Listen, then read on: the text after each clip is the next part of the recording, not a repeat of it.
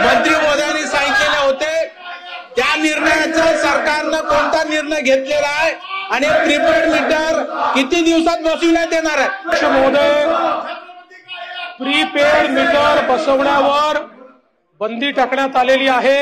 आपण prepaid meter बसवत नाही आहोत। या ठिकाणी खरं म्हणजे आपण असा निर्णय केला की जे इलेक्ट्रॉनिक मीटर आहेत हे सगळेच्या सगळे सिस्टीम मीटर हे बसवण्यात येतील।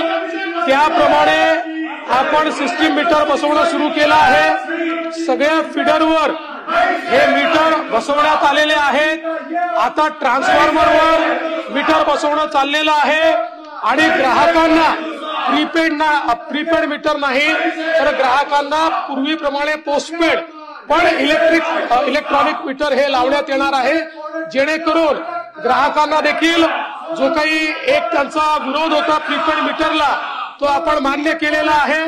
आणि त्याच सोबत आपण हाही आता जी काही आपण मल्टी इयर टेरिफ पिटिशन दाखल केलेली आहे त्या पिटिशन मध्ये आपण असा निर्णय केलेला आहे की या ग्राहकांना जे या ठिकाणी इलेक्ट्रॉनिक मीटर लावतील यांना दिवसा ते जी वीज वापरतील त्या वीज वापरामध्ये 10% त्यांच्या वीज शुल्कामध्ये आपण सूट देणार आहोत आणि या संदर्भातले निर्णय घेण्यात आलेले आहेत। माननीय मुख्यमंत्री महोदयांनी या ठिकाणी उत्तर दिलेलं आहे।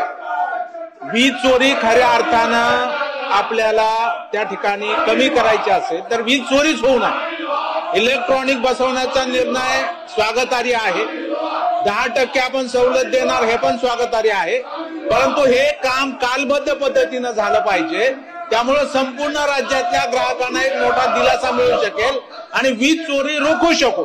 त्यामुळे हे कालबद्ध कार्यक्रम ठरवून हे काम आपल्याला किती दिवसात पूर्ण करता येईल? पण आपण जो प्रश्न या ठिकाणी विचारला त्या प्रश्नाच्या संदर्भात निश्चितपणे आपण कालबद्ध कार्यक्रम ऐकणार आहोत। पहिल्या 6 महिन्यामध्ये हे जे सिस्टीम मीटर आहेत हे ट्रान्सफॉर्मर पर्यंत त्या ठिकाणी जाणार आहेत आणि त्याच्यानंतर आपण घरगुती मीटर देखील कालबद्ध पद्धतीने त्या ठिकाणी लावणार आहोत। मी सभागृहाला लवकरच त्याचा कार्यक्रम देखील अवगत करेन।